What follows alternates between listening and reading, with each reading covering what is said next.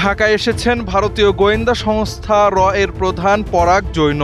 ভারত বাংলাদেশের হিমশীতল সম্পর্কের মধ্যেই তার এই ঢাকা সফর। পরাগ জৈন এমন দিনে বাংলাদেশের সফরে এলেন যেদিন দীর্ঘ অপেক্ষার পর প্রধানমন্ত্রী তারেক রহমানের সাক্ষাৎ পেয়েছেন ভারতীয় হাইকমিশনার দীনেশ ত্রিবেদী। ওই সাক্ষাৎকারে ভারত বাংলাদেশ সম্পর্ক এগিয়ে নিতে দুপক্ষ থেকেই আগ্রহ প্রকাশ করা হয়। এছাড়া শহীদ শরীফ ওসমান হাদি হত্যাকাণ্ডে জড়িত ব্যক্তিদের বাংলাদেশে ফিরিয়ে দেওয়ার বিষয়েও ভারতের প্রতি অনুরোধ পুনর্ব্যক্ত করা হয়।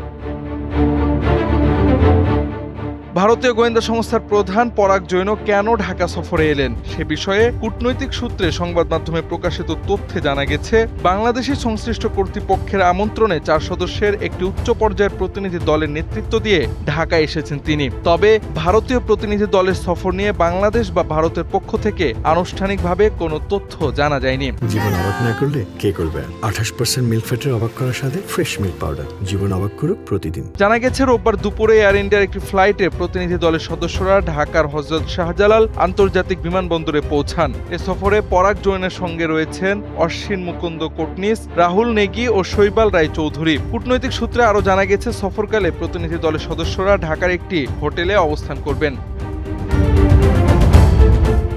কূটনৈতিক সূত্রগুলো বলছে, বাংলাদেশ ও ভারতের মধ্যে সম্পর্ক স্বাভাবিক করার প্রচেষ্টার অংশ হিসেবে এই সফরকে গুরুত্ব দেওয়া হচ্ছে। ঢাকায় সংশ্লিষ্ট কর্তৃপক্ষের সঙ্গে প্রতিনিধি দলের বৈঠক ও আলোচনায় দুই দেশের পারস্পরিক স্বার্থ সংশ্লিষ্ট বিভিন্ন বিষয় উঠে আসতে পারে। জানা গেছে, ঢাকায় আসার আগে চীন সফর করেছেন পরাগ জৈন। Javad Ahmad, NPB।